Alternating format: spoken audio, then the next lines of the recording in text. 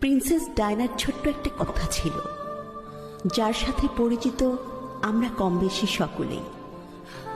সে বলেছিলেন, আমি যাকে ভালোবেসেছিলাম সে ছাড়া গোটা বিশ্ব আমায় ভালোবেসেছিল। সৌন্দর্য, ব্যক্তিত্ব কিংবা আভিজাত্য কোনো কিছু দিয়েই প্রিন্সেস ডায়নাকে পেছনে ফেলবার মতো কেউ তার মৃত্যুর এত বছর পরও আসেনি।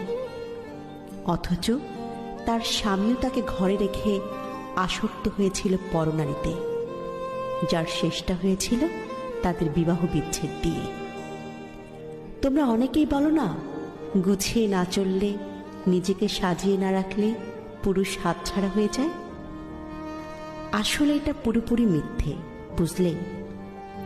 যার মানসিকতা নোংরা তার ঘরে হুড় থাকলেও সে কাজের মেয়ের পেছনে ঘুরে বেড়ায়।